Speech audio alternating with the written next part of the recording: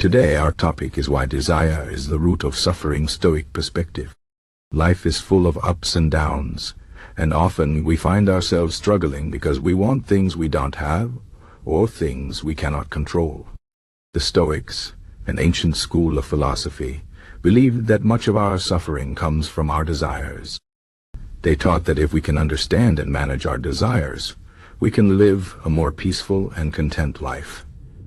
Let's explore this idea and see how it can help us in our daily lives. First, let's talk about what desire is. Desire is a strong feeling of wanting something. It could be wanting money, fame, love, success, or even simple things like a good meal or a comfortable bed. Desire itself is not bad. In fact, it is a natural part of being human. But the problem starts when our desires become too strong, or when we attach our happiness to them. The Stoics believe that when we desire something too much, we give it power over us. If we don't get what we want, we feel sad, angry, or disappointed. And even if we do get what we want, we often want more, which leads to endless chasing and never being satisfied.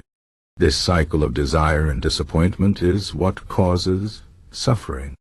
Let's take an example. Imagine you want a new car. You see your friend driving a fancy car, and you think, if only I had that car, I would be happy. So you work hard, save money, and finally buy the car.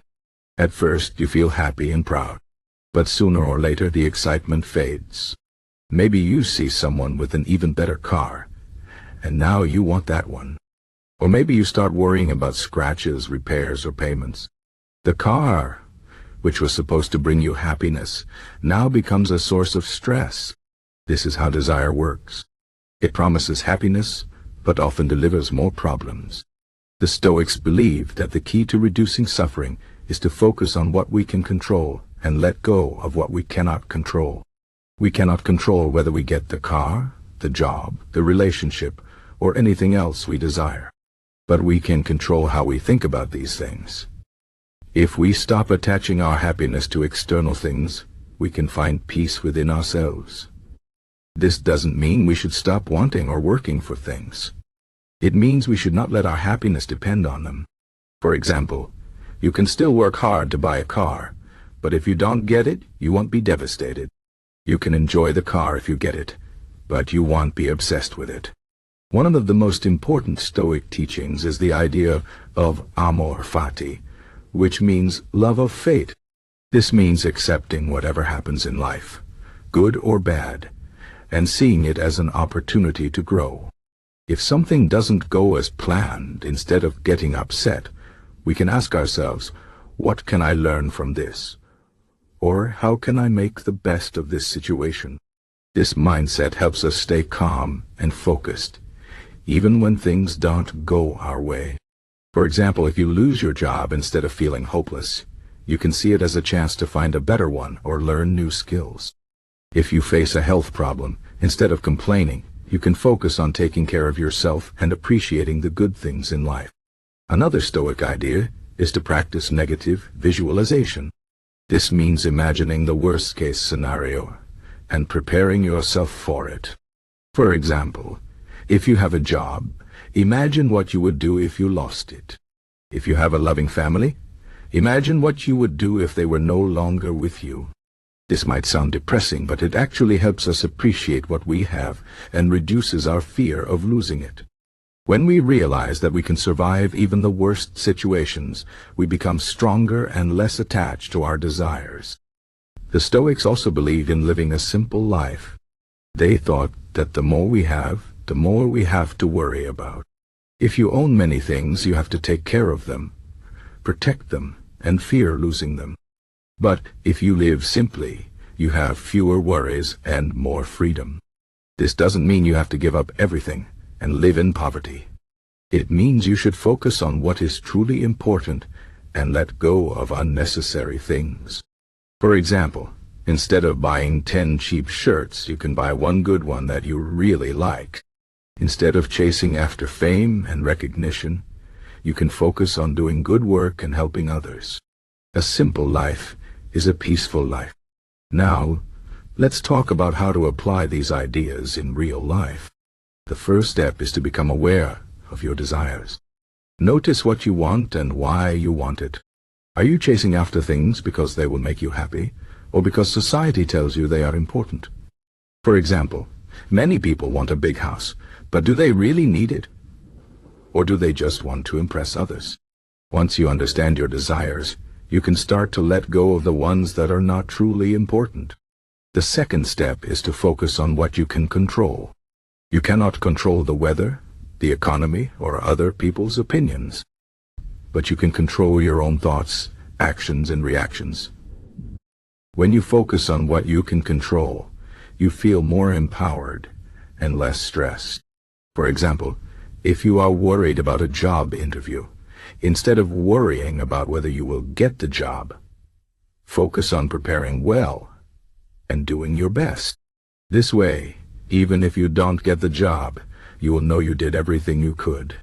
The third step is to practice gratitude. Instead of always wanting more, take time to appreciate what you already have. Think about the people who love you, the skills you have, the opportunities you've been given. When you focus on the good things in your life, you feel happier and more content. Gratitude also helps you realize that you don't need as much as you think to be happy. For example, instead of complaining about your small apartment, you can be grateful that you have a roof over your head and a place to sleep. The fourth step is to embrace challenges. Life is not always easy, and that's okay. Challenges help us grow and become stronger. Instead of avoiding difficulties, face them with courage and determination. Remember the Stoic idea of Amor, Fati, love, your fate, no matter what it brings. For example, if you face a difficult situation at work, instead of feeling stressed, see it as a chance to improve your skills and prove your abilities. The fifth step is to live in the present moment. Often, we suffer because we are either worrying about the future or regretting the past. But the only moment we truly have is now. When you focus on the present, you can enjoy life more and worry less. For example, instead of worrying about what will happen tomorrow, focus on what you can do today to make your life better. Instead of regretting past mistakes, learn from them and move on. Finally, remember that you are not alone. Everyone faces challenges and struggles with desires. The Stoics were not perfect, and they didn't expect you to be perfect either.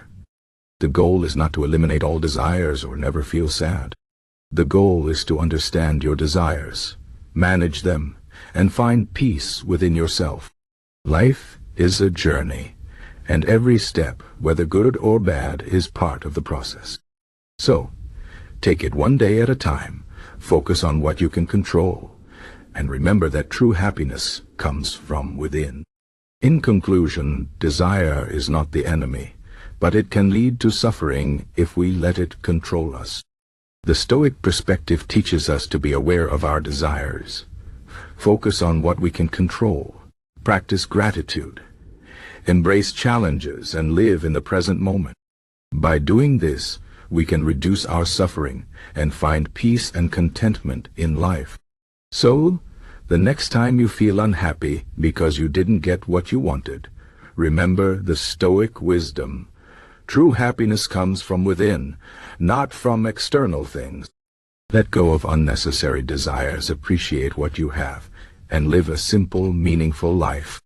This is the path to a peaceful and fulfilling life.